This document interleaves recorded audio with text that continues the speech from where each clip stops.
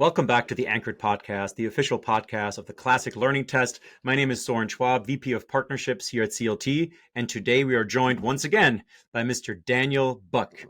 Daniel is a senior visiting fellow at the Fordham Institute, a teacher and an author.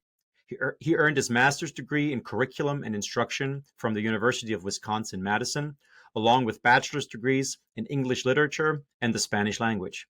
His work has appeared in various public publications, including the Wall Street Journal, National Affairs, and the New York Post. He has taught English literature and English as a second language in public and private schools at both the middle and high school levels. He recently published a book with John Dewey Educational called What is Wrong with Our Schools? And for those of you watching the video, I'm holding it in my hands. I finished it just a few days ago, and I'm excited to dig in. Daniel, thanks for joining us today.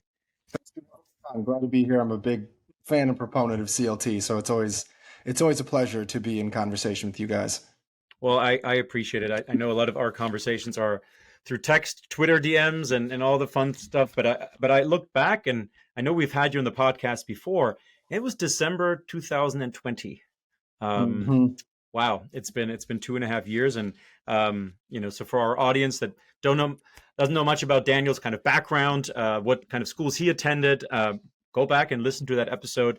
But for today, maybe since December 2020, what have you been up to professionally? I know your family has grown since then, but give us a little bit of an update.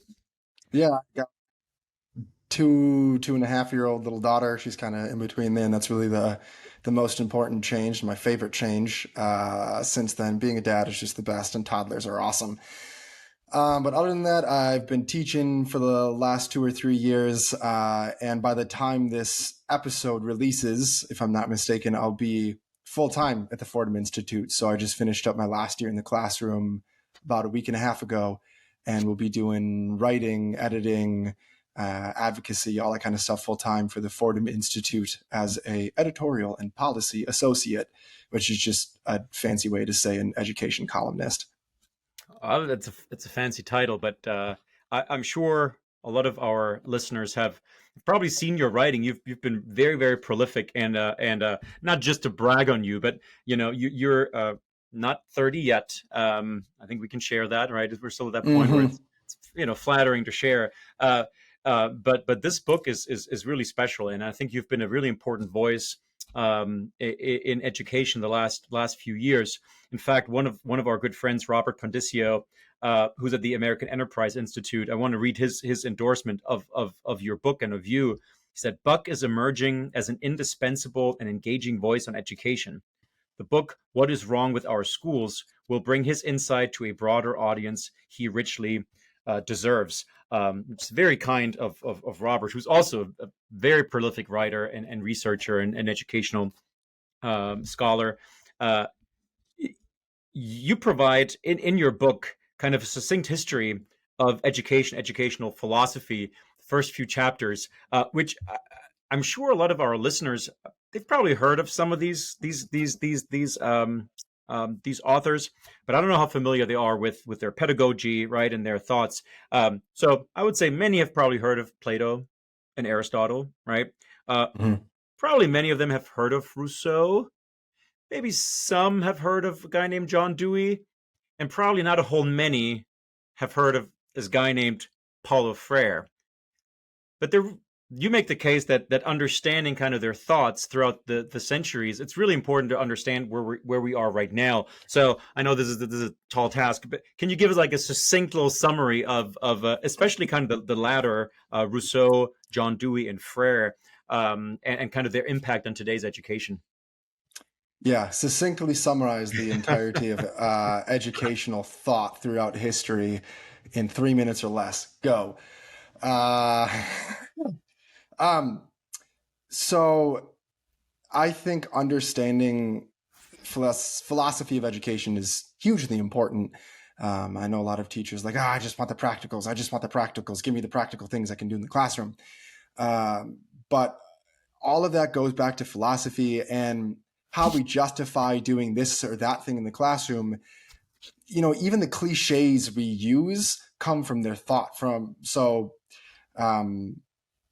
Students are going to learn best from what they discover or learn by doing, these kinds of things that we just hear people say. You're like, well, is that real? Is that true? And I include the first or the second chapter of the book is just kind of this brief history of educational thought to help us kind of situate where we are in American education right now, what kind of the dominant beliefs are. And then through comparison to the past, we can see, well, that's not what people always thought. Sometimes you can, you know, understand, you can see one color best by comparison to another, or if you're sampling wine or beer or coffee, you're going to understand one drink best by comparing it to a separate one.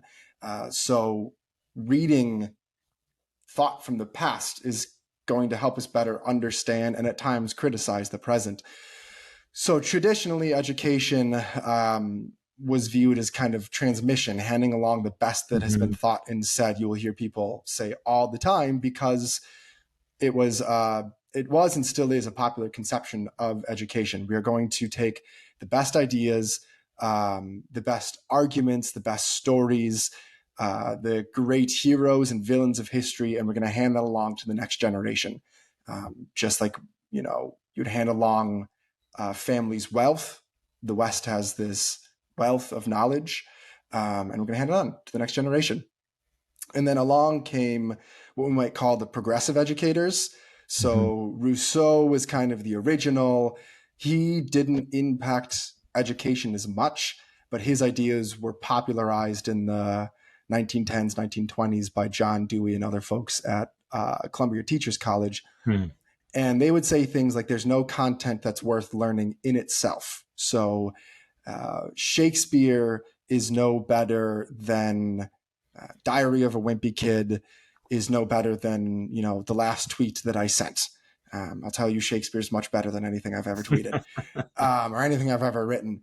But they would say, you know, it doesn't matter what the kids are learning, just as long as they're reading, so long as they're practicing their academic skills.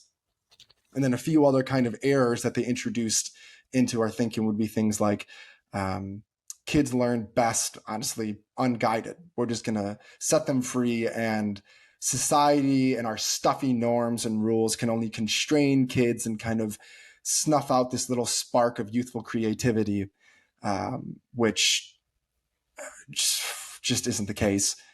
Kids need rules, kids need healthy boundaries. And even when we're talking about creativity, you know, I could put my 2-year-old daughter that we're talking about, I could put her down in front of a piano and say, play whatever you want. And her Be banging on the creative. keys, we wouldn't really call that creativity. She might enjoy herself, she might giggle while she's doing it.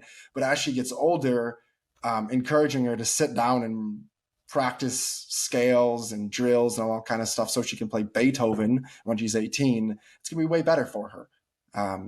Constraints on children, healthy boundaries on children. It's not oppressive, it's not mean, it's loving, it's necessary. It's what any adult authority would do. So we had the traditionalists, sort of classical education. We have the progressives. And then starting around the late 50s, 60s, and 70s, you get what's called critical education, critical theory, critical pedagogy, different names for the same general idea. And they would say, you know, all education is political.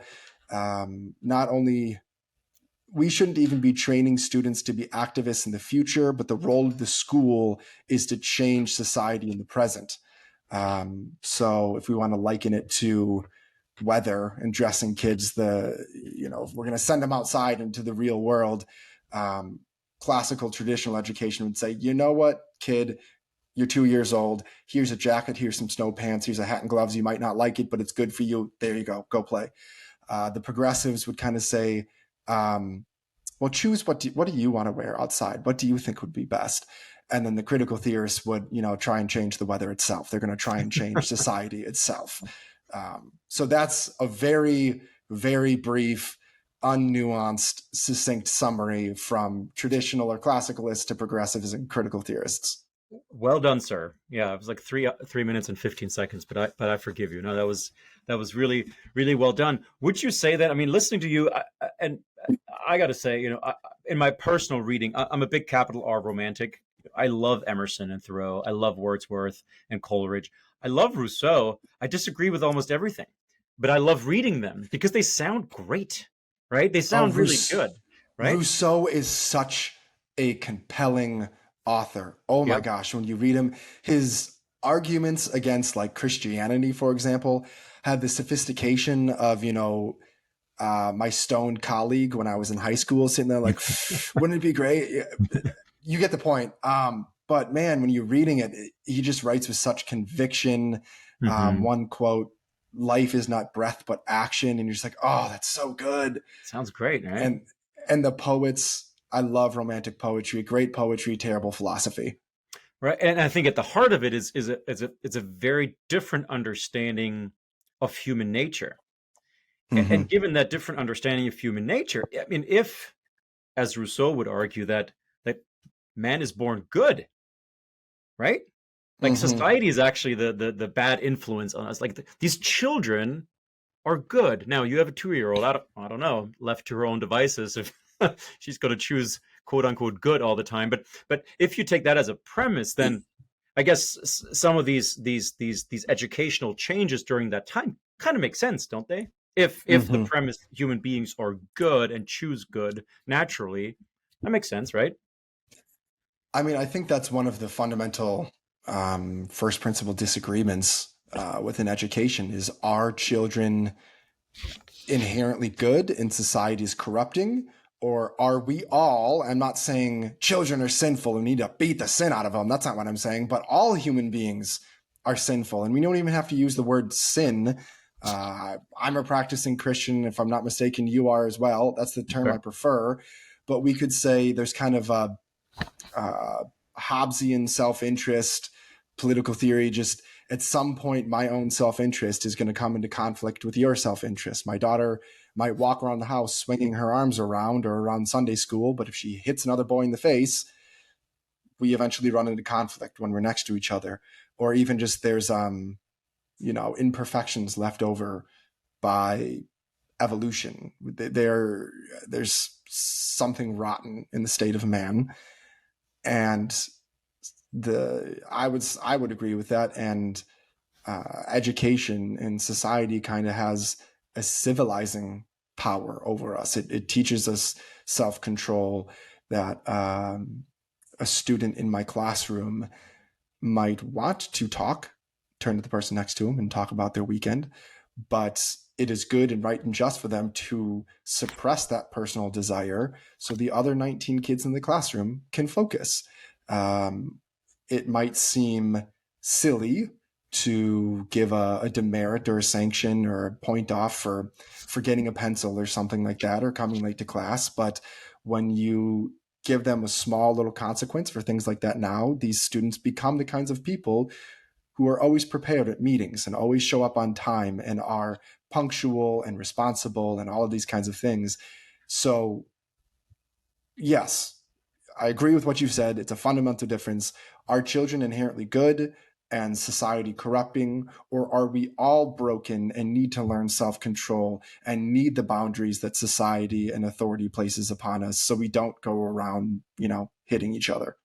Yeah, yeah. And in the book, you kind of talk about the difference between freedom from versus freedom of, and how that plays out even in the classroom. Well, with Dewey, I think sometimes Dewey gets becomes like the scapegoat, and especially in more traditional classical education. When did everything go wrong? Well, it was Dewey, and Dewey's kind of the devilish figure in education. But yet, probably some good ideas, right, that were maybe poorly executed, or again based on a false kind of premise of human nature. But uh, what were I guess in terms of the telos, like why are we doing education for? Like what's the point of all of this? The classical educator would probably say it's to form human beings, right? It's like the soul of society passed on from one to the next, right? Like the idea of forming human beings. Um, the the Deweyan model seems to suggest more of a utilitarian model, and it overlapped a little bit with the Industrial Revolution. It did Was that intentional? I suppose are some of um, those ideas that Dewey brought into the classroom, have they led to what we now kind of see this? You're just learning to get a job, or is he kind of is he falsely blamed for some of that? the practical implications of schooling to some extent have always been there, and I don't want to entirely uh, trash them or tarnish them. A parent who sends their kid to school hoping they can get a good job one day, I'm not going to necessarily um, blame them for that. That is Hmm. a role of education.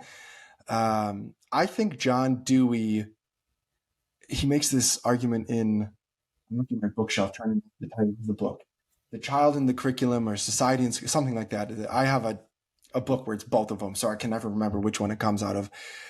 He makes this argument that so much has changed in the Industrial Revolution that Hmm. education has to radically change as well. And I think that's one of his fundamental, premises or launching off points is that because technology has changed, society must change, or education and schooling must change.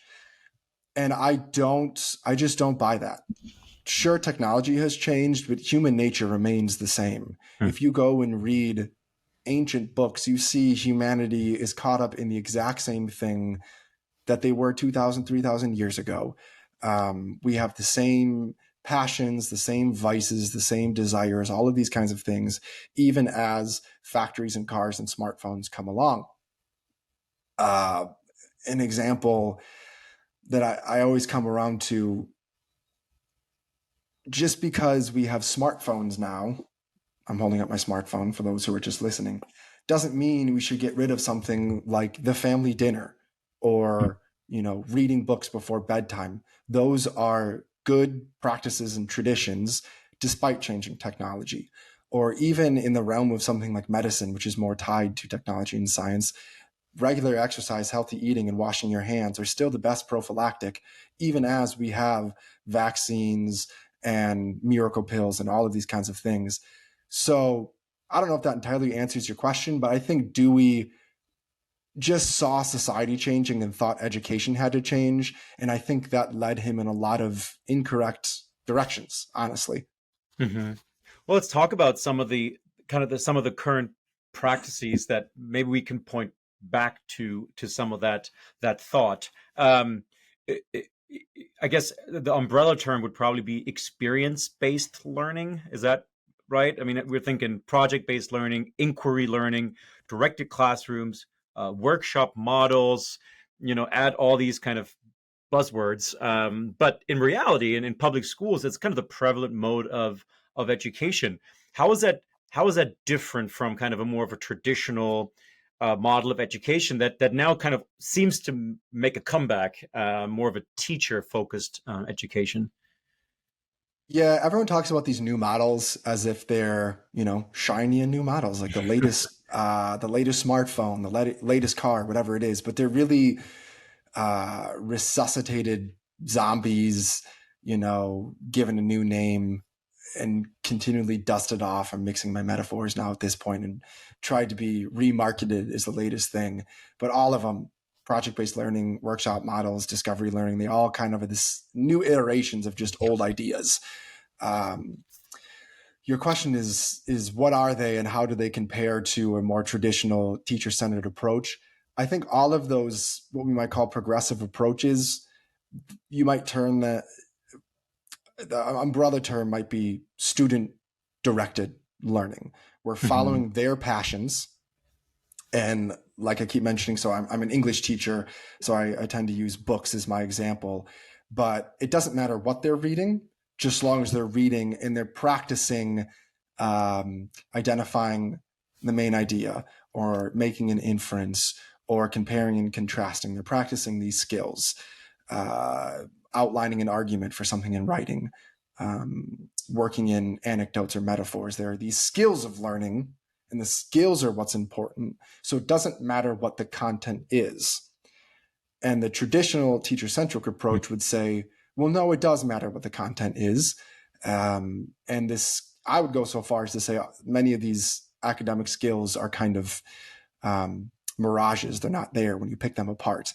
I can make an inference in To Kill a Mockingbird or Romeo and Juliet because I've taught them a number of times because I know some of the history about them. But kids will show me TikTok videos or memes, and it goes over my head because I don't have the knowledge of contemporary culture to make an inference. Making an inference is a very knowledge dependent, not even a skill. You have to know something about the Civil War or World War II if you're reading a book from that time to make an inference in those books. Back to the teacher-centric model, the approach there is we're going to pick the best books. We're going to guide you through clearly how to write a well-structured, good argument. We're going to explain grammar. We're going to give you and arm you with the knowledge that you need to then pick up a newspaper and understand what you're reading. We could sit around and practice identifying main ideas all day, or we could read the Declaration of Independence, the Constitution, and some great works of literature, and that's going to help you do all of these skills better in the long run. Which one are you going to pick? Yeah. I do have to say, I thought the reason I liked your book so much is that you were nuanced. And I think that's sometimes, I think what we're missing in kind of the polarized, even in the Twitter world, right? Where really, if you want engagement, you kind of have to go one way and go pretty hard, right? The nuanced kind of middle of the road approach doesn't always work, but you talk a lot about that some of these models of education or these strategies are not terrible in and of themselves, but they're lacking something, right? And so, like group projects, you would probably say, with a junior class of high performers, right, that are inherently motivated, could work. Project-based learning, on some whatever economics project, with a bunch of seniors, right, could work. The problem is if it gets, all of a sudden our third graders are, well, what do you want to do? And, why don't you apply this to the content, the knowledge that you don't have? It, it, is there have you seen kind of, in your time in education where this is really done well, where there's kind of a blend of some of these approaches where it's not just lecturing all day, just listen to the teacher, but also the teacher is not fully removed and it's just all about what the student wants? Is there like a via media, so to speak, of middle ground there? Yeah. What are you asking a third grader? What do you want to do all day? It's like, I want to eat hot Cheetos and watch TikTok. I want to read Shakespeare, right? Yeah, Uh-huh. no. Said no third grader ever. In the book, how do I want to even begin this question or answering this question? I think a lot of the problem with something like project-based learning is the learning aspect. Mhm. I used projects in my own classroom from time to time. I also gave exams and formal essays and all these kinds of things, but I also worked in some projects. Projects as a tool for learning are not very effective. Having a teacher explain a concept, standing up front and running through some examples and working in stories and analogies. I asked my students once, I lectured almost every single day, but I asked my students, do you ever think I lecture? And they said, no, you don't. Because a good lecture involves, some call and response from the students, some discussion. You're working on your own personal stories to help make your point. You're drawing pictures and making analogies and all that kind of stuff. So lecture doesn't have to just be the stuffy old college professor standing up front drilling on in a monotone.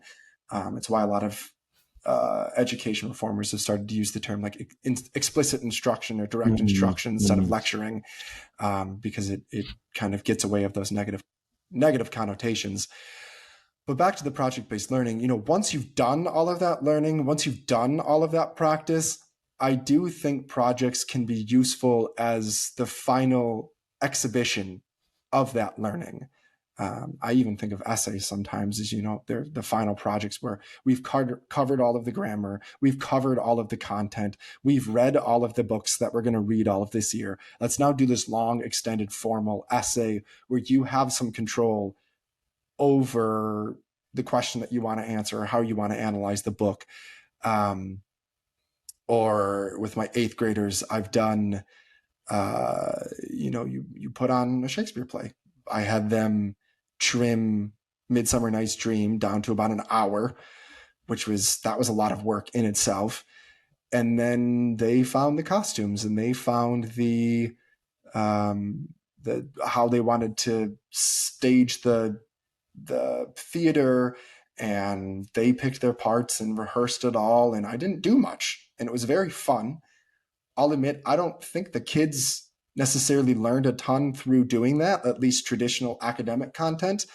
But especially as eighth graders in the last month of school, it was a great exhibition of everything that they'd learned. It was at a very small school, so I'd had these kids for several years. So it's kind of putting on for the parents, here's all this stuff that we learned, here's all the things we did.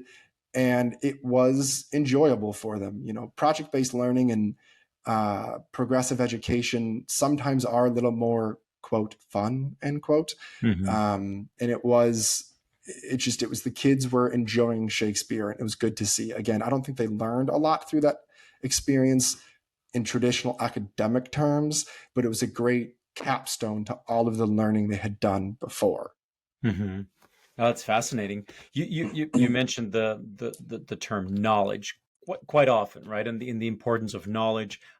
Another term that you probably often hear, or our listeners often hear, is critical thinking, right? Or critical reading.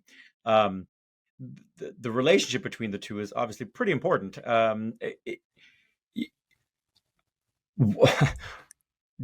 Why is there such an overemphasis, I guess, on kind of the critical thinking? What makes it so attractive, to use that term in your estimation? Because, like you mentioned earlier, you can't really critically think about something of which you have no knowledge, right? Um, Mm-hmm. but I feel like the last decade or two, that's all we're hearing is critical thinking, critical thinking. Where do you think that comes from, and why is it such a popular and attractive kind of buzzword? If you want my honest answer, I think it's sometimes an easy out for politicians and education advocates. What should be put on the curriculum is an inherently controversial question. Um, Hmm. a curriculum, you only have so much space. You can only read so many books.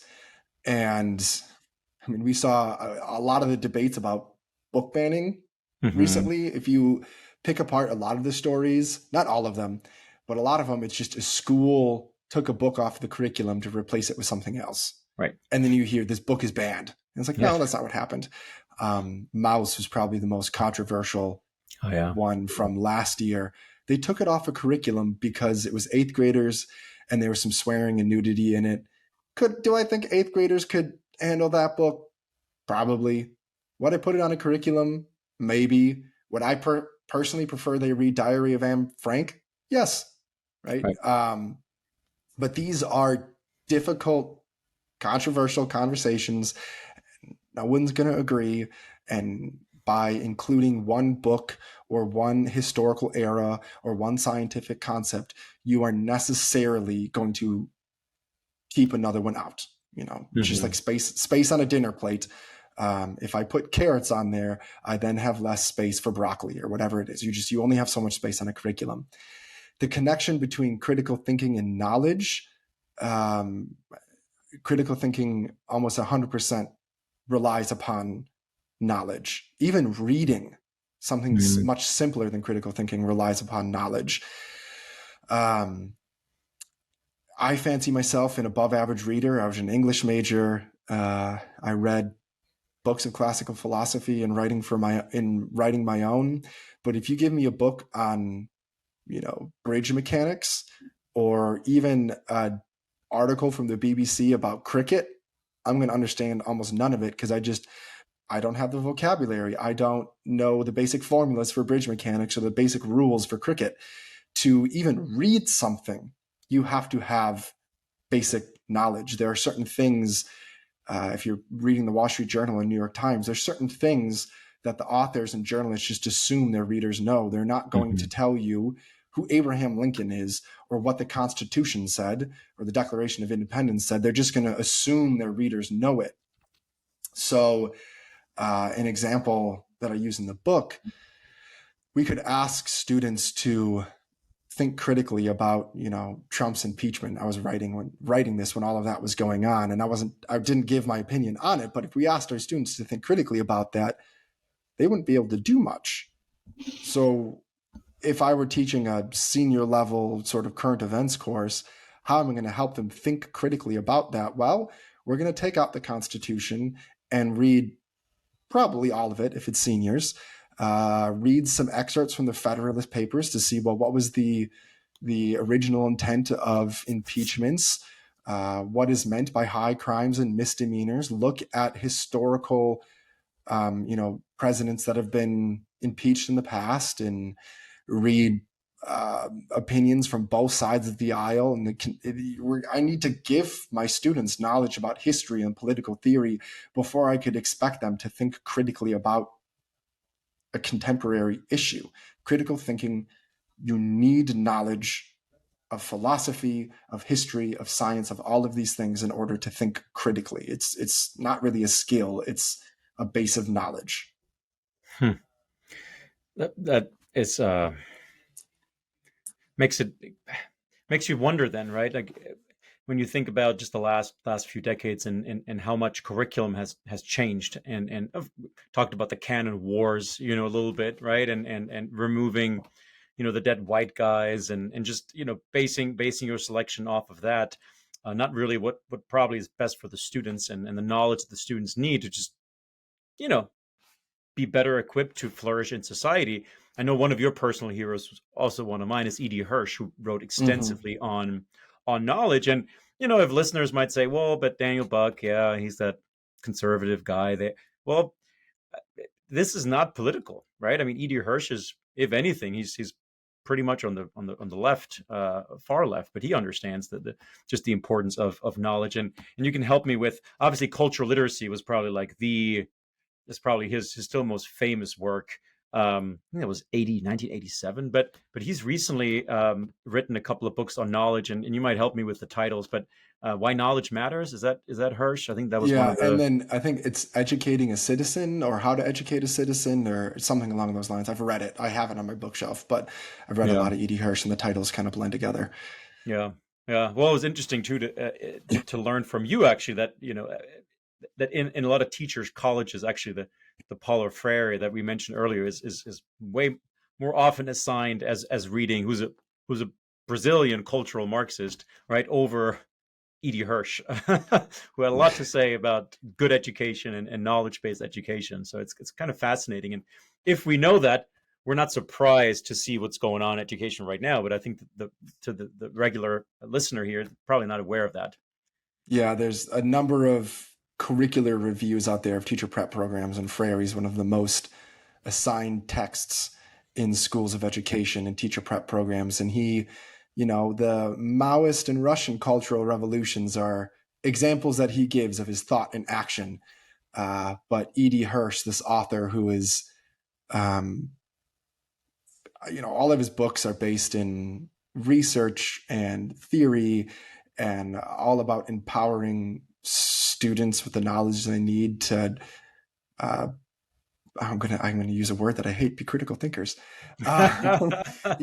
If he's mentioned in these schools of education, it's in derision and as an example of what we should not do.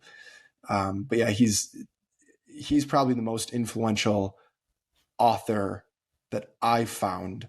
And then now, as I am kind of wading into the classical education movement, I feel a lot like G.K. Chesterton, who, in his one of my favorite books, Orthodoxy, he talks about how he thought he came to all of these grand sweeping conclusions and realized he kind of just discovered Orthodox Christianity. Yeah.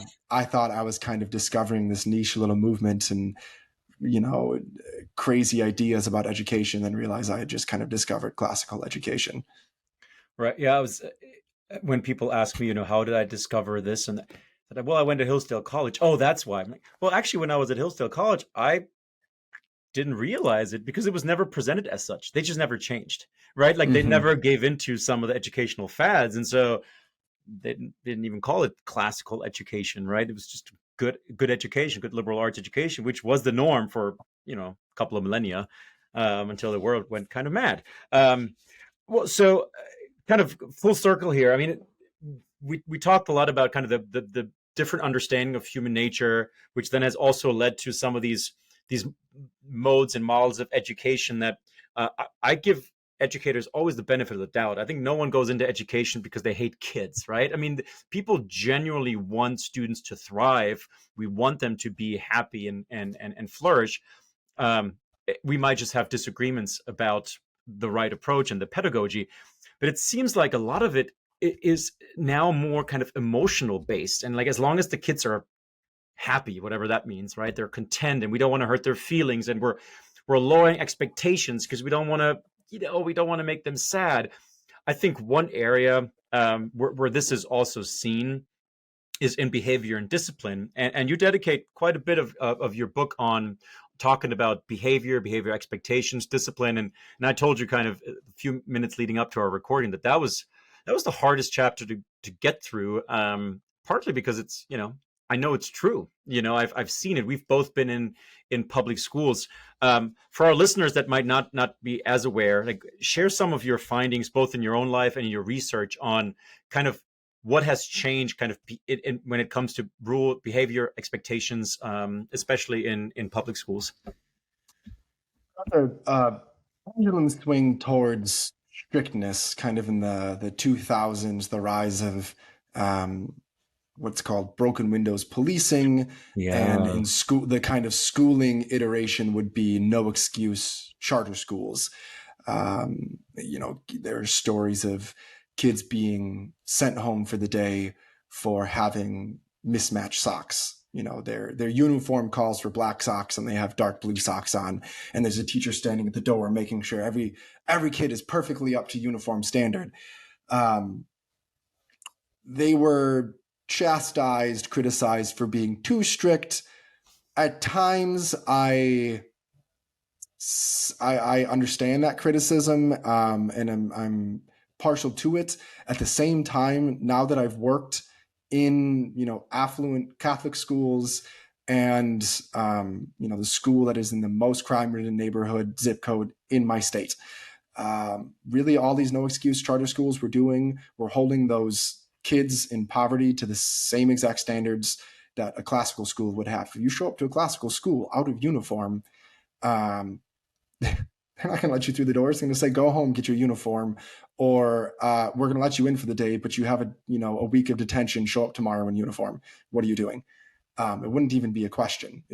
So all that's to say, there was a pendulum swing towards strictness, and then in the past few years, there's been a counter swing towards over leniency. A lot of the no excuse charter schools have been getting rid of their expectations that there's silence in the hallway. They're going to rely less on punitive discipline and implement alternatives like restorative justice, a focus on what's called positive behavior intervention systems, where we're just going to focus on the positive incentives, rewarding kids for doing the right thing and not punishing them for doing the wrong thing. For anyone who's taught in a school, for anyone who has raised a child, it comes as no surprise to us that there's now kind of a behavior crisis in schools right now. Obviously, a lot of that is precipitated as well by school closures, the pandemic, all of that kind of stuff. There's the fraying American family. I'm not laying the blame entirely at leniency in the schools, but that plays a huge part in it. The research when kids, Philadelphia, California, Illinois, I think Pittsburgh, New York, there are tons of case studies, even before the pandemic, where they got rid of suspensions for low-level disruptions, and truancy increased, violent events in the schools increased, achievement in mathematics and reading plummeted. I'm sorry, but kids need consequences. They need boundaries. It's not mean to say that. We used to have this concept of tough love. If my daughter's going to run into the street, the loving thing to do might be to give her a timeout if she keeps doing it. Give her the small consequence so she can avoid the big one of being hit by a car. I'm not being an oppressive father by teaching her right from wrong and giving her a consequence when she needs it. Same thing with kids. Um, it's not mean to give them a lunch detention. Um, I just, I always sigh when I'm talking about this topic because it's, to me, it's so self-evident. The concept of tough love, that you need to set boundaries and enforce them for children. And if a just an example from this last year, I had a student run into my room and try to pick a fight with one of my own students, and the girl who ran into my room said horrible things to her about her family and tried to pick this fight, and I held her back. That this girl who ran into my room and tried to pick this fight didn't face any consequence. What does that communicate to every other Hmm. student in my room? That we don't actually care about your learning, that you're not safe in this building, that we have put the needs of this one girl over the other 29 kids in this room. And it doesn't communicate love to the girl who ran into my room either. Hmm. Communicates to her, we expect nothing better from you. Uh, we don't love you enough even to hold you accountable to the expectations that we set. It's just it's causing pandemonium. It's insulting to kids and families and parents. It serves nobody. It doesn't help with learning. I could go on and on and on and on, but I'll stop there. Yeah, no, I'm really glad you're sharing that, and that was absolutely my experience as well, and I was kind of a rascal growing up. I'm not gonna lie, my mom would agree with that, and I needed boundaries. You know, I needed strictness. That was one of the things when I even when I came to Hillsdale, I'm like, oh, there are consequences if I don't go to class. Because back at my large university, that was never the case. No one cared enough about me to even hold me accountable to show up at class, right? Like I've realized, well, that is love. That is actually loving your students, is to holding them accountable, hold them to high standards, and ultimately, we are creatures of habit, right? We love to know, like from class to class. When I walk into this classroom, the homework is going to be right there, right? The Mm-hmm. expectations are going to be over here. The first 3 minutes are quiet warm up, and every teacher across the board has that expectation. What then happens? That oftentimes the students hold each other accountable. That was always my proudest moments, right? When the when the kids held each other accountable. Psst, remember, Mr. Schwab said we gotta. I'm like, oh, I don't even have to do the quote unquote disciplining, right? Because it's just the expectation. That's where learning happens. That's where kids thrive, and it breaks my heart to know that uh, under the guise of love that we're not doing that anymore in many Yeah. schools.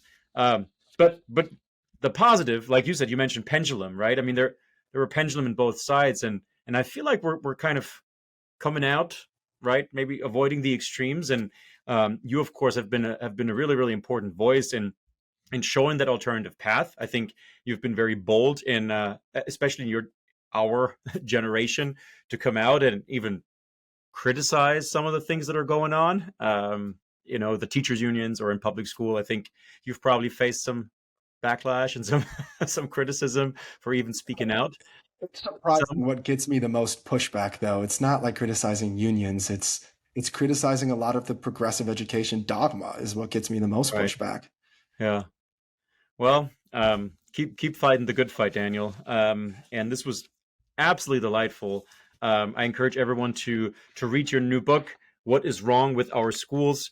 But before I let you go, you were on in 2020, like I said, but Jeremy didn't ask you the question that I always ask. He asked you kind of, what are you currently reading? So I'm going to claim our CLT anchored question back here at the end. Um, what is one book or one text that you can look back on and say, this has probably been the most impactful in my life, and why? In educational thinking, um, The Schools We Need and Why We Don't Have Them, I think that's what it's called, by E.D. Hirsch. I'm going to cheat and kind of give a double answer. That's kind of the education book. Otherwise, far and away, the Psalms in Scripture. And honestly, it's formed a lot of my educational thinking as well. Um, I think a lot of teachers are struggling right now. A lot of teachers are quitting right now. And praying through the Psalms on my drive to work or when I got home and I was on a run is sometimes the only thing that got me through, especially my first couple Wow. of years of teaching when it was most stressful.